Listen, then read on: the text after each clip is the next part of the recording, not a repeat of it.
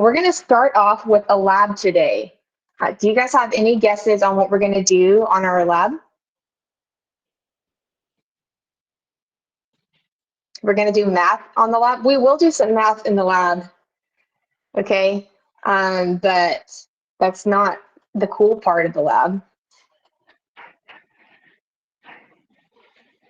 Any guesses on what we're going to do for the lab today?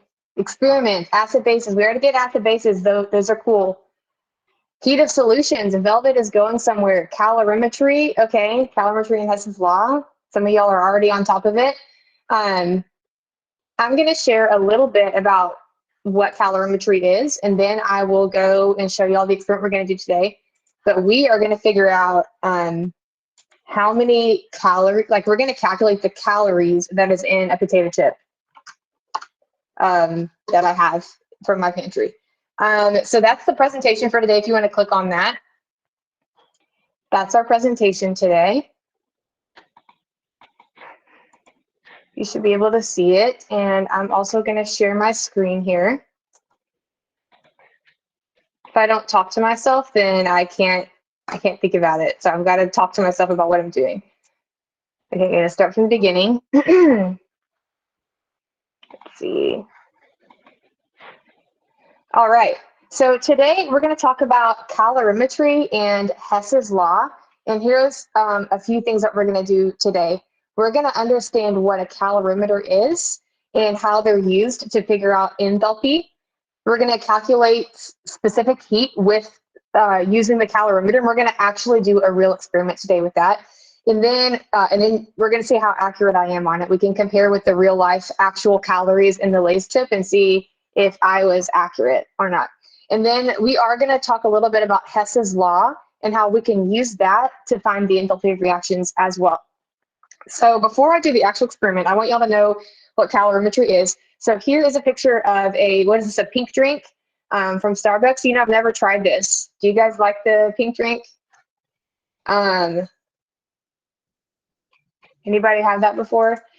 So we have this pink drink, and how, like, when you look on the label of a pink drink, you can see, like, this is the order that you get right here.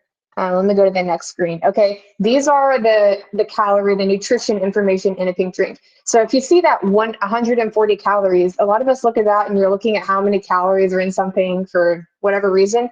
And have you ever wondered, like, what is a calorie and how do you figure that out? Like, how do you figure out how much a calorie is and what even is a calorie? So what do y'all think? Y'all have never seen the pink drink? That's like a popular. See, I'm trying to be like in with the times, and I've never even had a pink drink, but I've seen a lot of people got it before. It looks actually really good. It's like coconut with strawberry. Yeah. But every time I go to Starbucks, I just want to get coffee. It's like if I'm there, I'm going to pay for the coffee, but it does look really good. So what is a calorie? What do y'all think?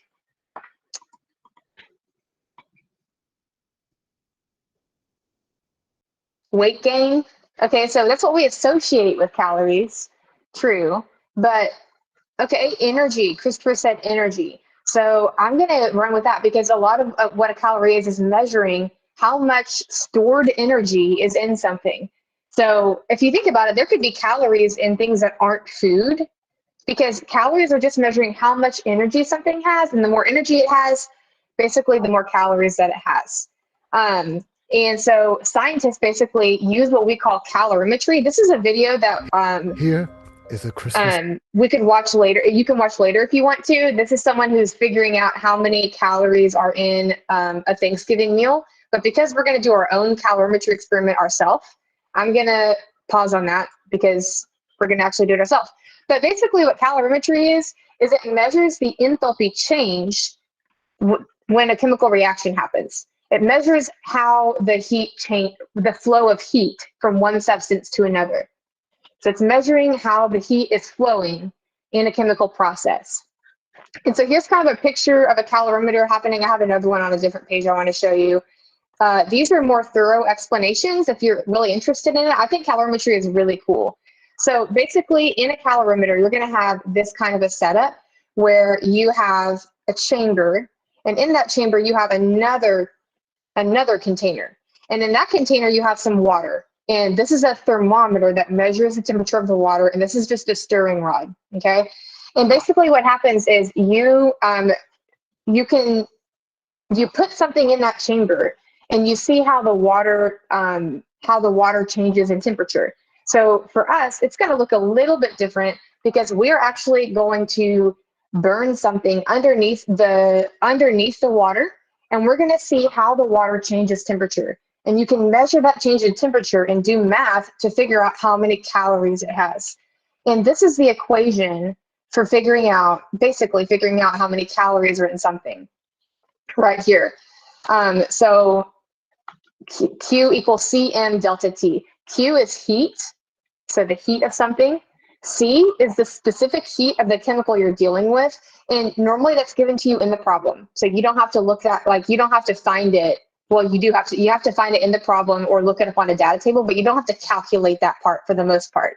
M is normally the mass of the water that you're dealing with. And delta T is the change in temperature. So you have that thermometer, you heat something underneath it, you see how the water is adjusted by that temperature, and you put that information in there, the change in temperature. And if the temperature rises of the surroundings, the reaction is exothermic. If the temperature falls, it gets colder, the reaction is endothermic. So those are just notes, and you can save this for when you're on this section in your class, like in your lesson, for those notes there. It's really helpful. And even on your heat of reaction activity, a lot of people got that confused. So if the temperature of the surroundings is rising, the reaction is exothermic. Okay, so we're not going to do an example. First, I'm going to go outside and set up. It's already set up. I'm going to go do the reaction with y'all. So I'm going to turn my camera off here for a second. I'm going to jump over there. Give me 1 second.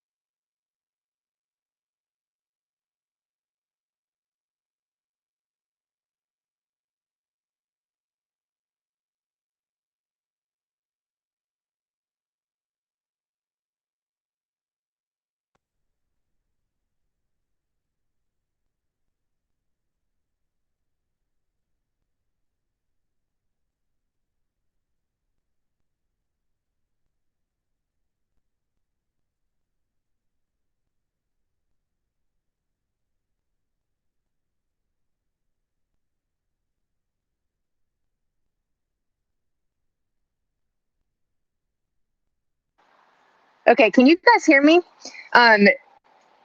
Yes. Okay. So make sure you pin this so that you can see it bigger. You can unpin my other one and pin this one. So what we have here is a calorimeter. And I am going to first, basically this is going to hang on the inside of this. But first I'm going to fill this with water, and I need to actually figure out how much water I fill it with. So I have a little scale here, and I'm going to measure out just like a general amount of water as long as I record it. And I'm going to have y'all remember this number because I don't have any pencil out here. So whenever I tell y'all the numbers, I need y'all to like write it down somewhere or take note of it for me. Y'all are my assistants today. So let's just pour in some water here. See if that's enough there. I think that's about good. So we're going to call this 175 grams of water. So y'all remember this is 175 grams of water that I have in here. And now we are going to hang this water. If I can get it through here. What's that? Oh, thank you. Let's see if I can do this here.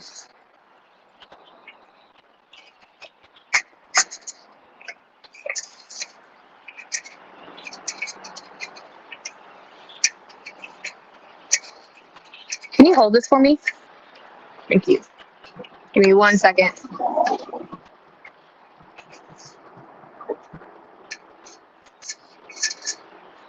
Thank you so much. All right. Okay, so now we've got it just hung up in here. If you can kind of see that it's just hung in here like this. Okay, and now I'm going to get a Lay's potato chip out of here. Sea salt and vinegar, because y'all know that's the best type of chip. We're just going to burn a decent size one right here. So this is our chip. And I feel bad. I actually am wanting to eat this now. This is looking really good. Do you have a little? Thank you. Okay, we're going to set it in here on its little altar. Okay, we're going to burn this chip, okay? I want to see if y'all can see it. Let me move it a little bit closer here. Can y'all see it pretty well before I burn it? I mean, you're just going to see it catch on fire, basically. And I need the thermometer now. So I need y'all to record one more thing for me. We're going to record the starting temperature of the water. So let's see, the starting temp of the water, let me get it in Celsius, okay? We're going to say 22.2. So y'all remember 22.2 for the starting temp of the water. And then, Cole, if you could hold this over like this while I light it, that would be fantastic. Y'all thank my husband for being the extra hand here. He designed this experiment with me. Mainly he did it. Brenna says, hello, husband Cole. Okay, hold on. Let's light this. All right, we're going to burn this. Can y'all see that it's on fire right now? It went out. Okay, we got to do it again. There, we have a lot of wind happening here, spoiling our plans. This isn't. No, it's working. It's just the wind outside. You got it? Oh, and say hello to my dog. Captain, get out of the way. There's excess energy going in from the butane burning. Yeah, there's a little bit of an error because we are inputting energy from the burner itself. Okay, now it's on fire, and we're going to measure the temperature now, and we're going to record the max temperature that it gets to. Also, there's a slight chance that this is not perfectly safe, so don't try this at home unless you have done a lot of research on it, and if you're, I don't know. Okay, so our temperature is rising. Our chip is burned pretty badly. Would y'all still eat that chip? Is it worth it for sea salt and vinegar? There's no more calories in it. So. There is no more calories in it. Well, there are probably some calories in it. So that's kind of nice. You can have a burnt chip for no calories. Is it worth it? Okay, we're going to measure the max temperature here that we get to. I think I saw 25.1. Now it's getting colder. Did you see 25.1? Yeah, that's right. Okay, so now it's getting colder. So our max temp was 25.1. So I'm going to stop there and we're going to do our calculations inside. Thank you guys. And I'll just leave this out here and mute it. Hold on.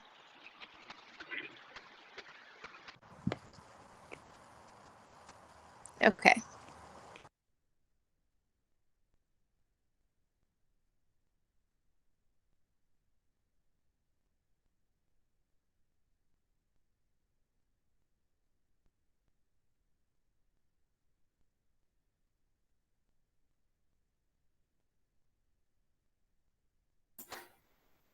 All right, I'm back.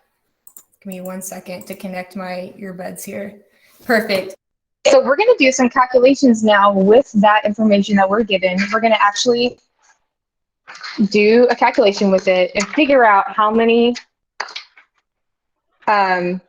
calories are in our potato chip. Okay, so now I'm going to share the Jamboard link with you guys. Is this still sharing here? Let me share the Jamboard link real quick because we are going to do the information right here. Let's see.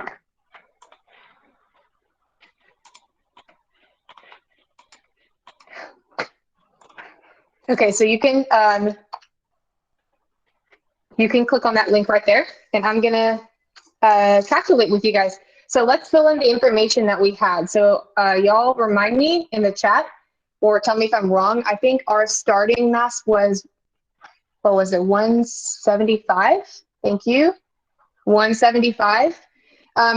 We did not get this information.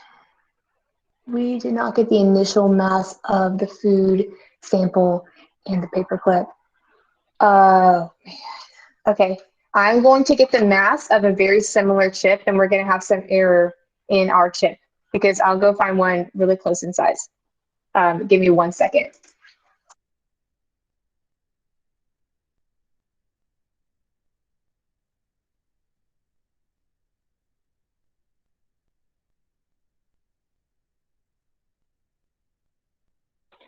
Okay, I have a chip very similar in size, and we're going to mask that. And hold on. I'm getting, I think it's 3 grams here. Hold on. Let's see. It's hardly even 1 gram here as our starting mass. This might be difficult. My scale is not incredibly accurate. So we're going to call this 1 gram. Actually, I'm going to estimate and call it 1.5 grams here. And then we're going to need our ending mass in just a second of it. And then what was our initial water temperature? Sea salt and vinegar. Oh, you're asking what kind he's eating. Okay, so what was our initial 22.2? And what was our final?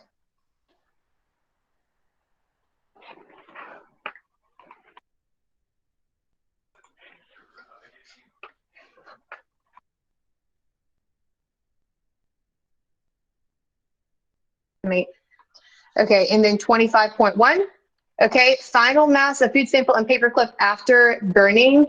I'm going to estimate that at 0.75 grams. Just the food, I'm sorry, not the paperclip, just the actual food sample. The specific heat we already have. So now we're going to calculate with our calculation here. Q equals C times M times a change in temperature. So our specific heat of water is actually exactly 1. It's 1 calorie per gram. Okay. The mass of the water was 175 grams. So see how that cancels out? And then our change in temperature was, we need a change. We need a difference between these two. So we need to do 25.1 minus 22.2 to get our change in temperature. So 25.1, thank you, Ari, I appreciate that, is 2.9, thanks to Ari. That's our number there that goes right here. Okay, so now we need to multiply all of those together. So we're basically doing 175 times 2.9, because when you multiply something by 1, it's just the same thing that it already was.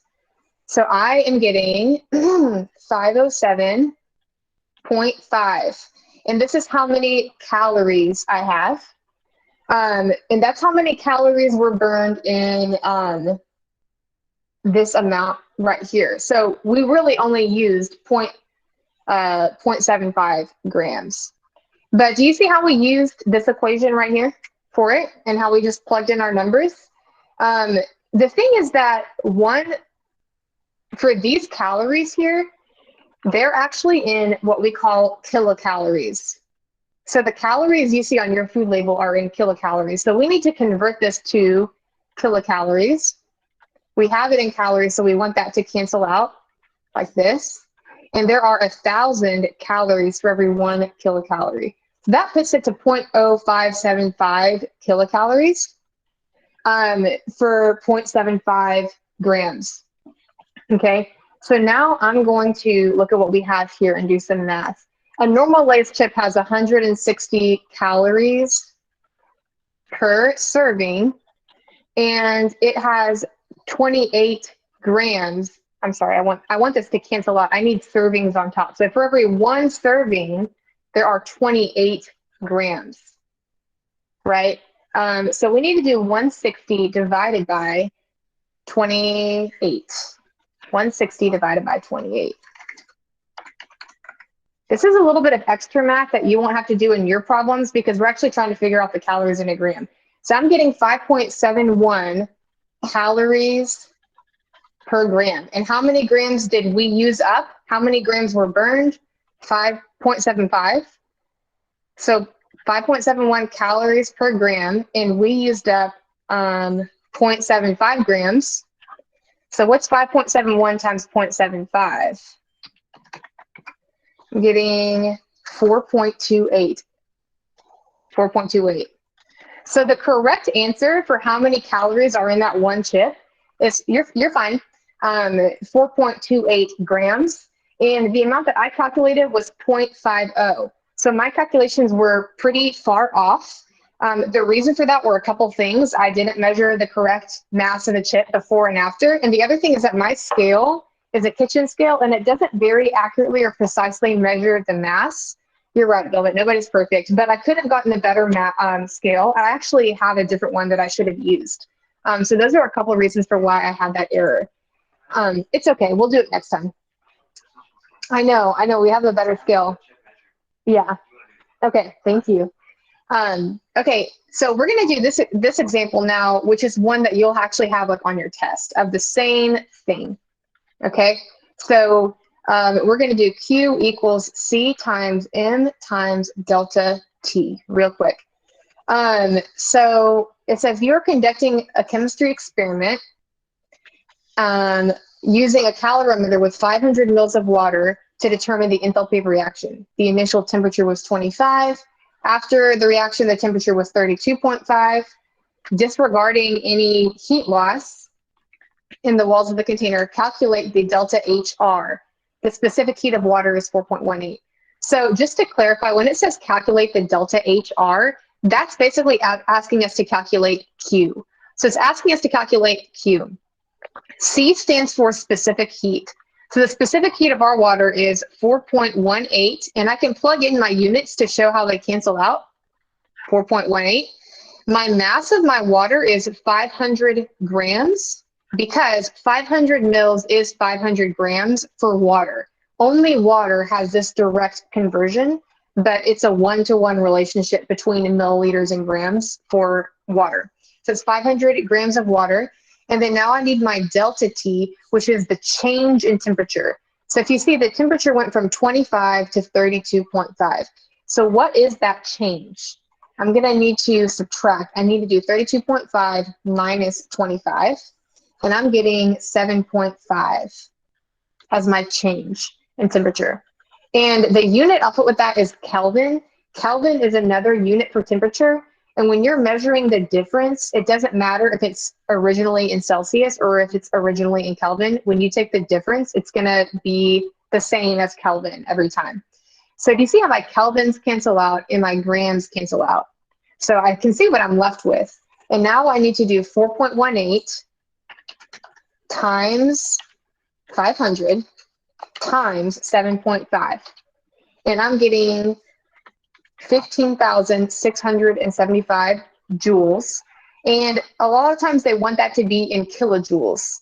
So to get it to kilojoules, I just need to divide by 1,000 because there are 1,000 joules in a kilojoule. So if I want to convert to kilojoules, I just need to divide by 1,000, which would be just this number here. And now we have to decide if it is negative or positive. Okay, so if you noticed, the temperature increased over time, right? And so because the temperature increased, give me 1 second. Because the temperature increased, this was an exothermic reaction. And then exothermic reactions have a negative delta H for the enthalpy. I'm sorry, they have a positive. So when the temperature rises, it should be a positive delta H. I'm sorry about that. So we have it correct the way it is. So that's an example of calorimetry. You kind of just plug in the information and you take the change in temperature. Do y'all have any questions about that? I'm sorry, the chemistry is hard. Is there something specifically that was hard about it for y'all?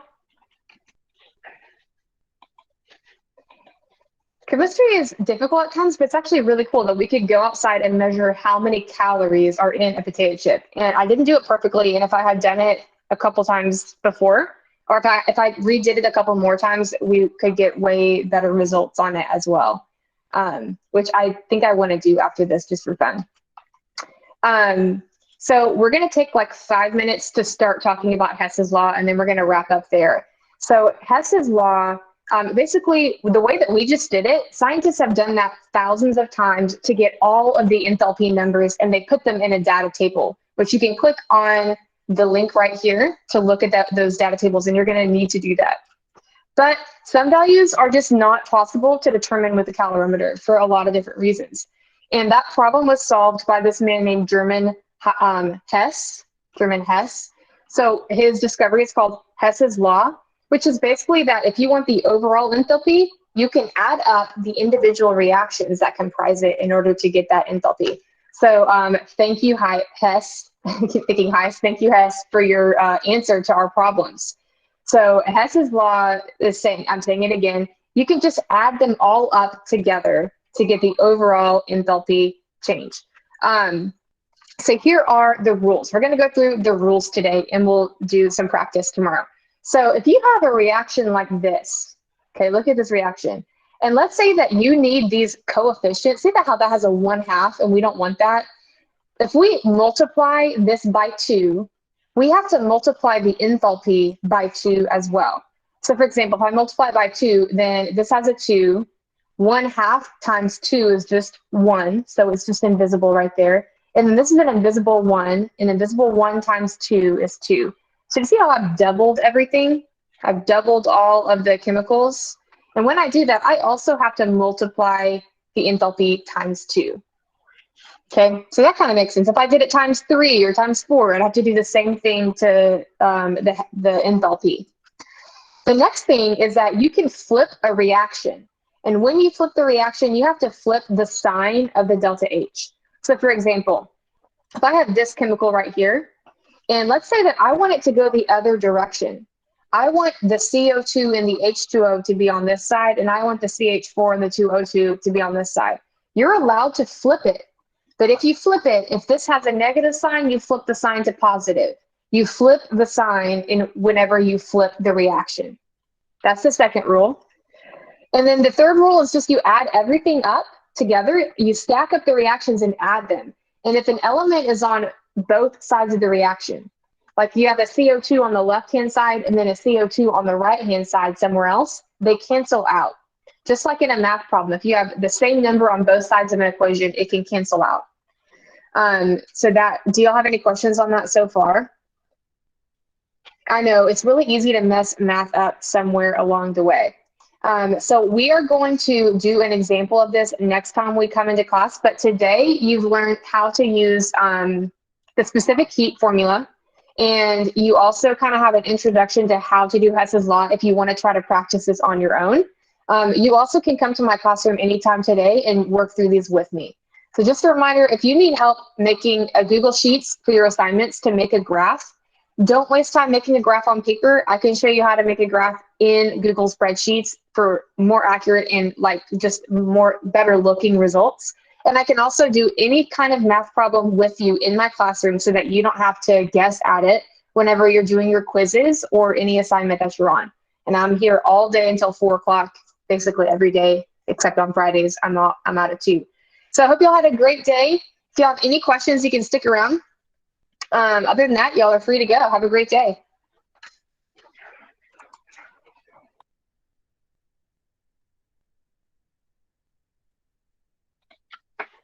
Y'all have a great day. If y'all want, I can redo the experiment if you guys wanted to stick around for a minute. But if not, then I might post a video of it if y'all have to go. You took down a scammer today. That's awesome. Hold on.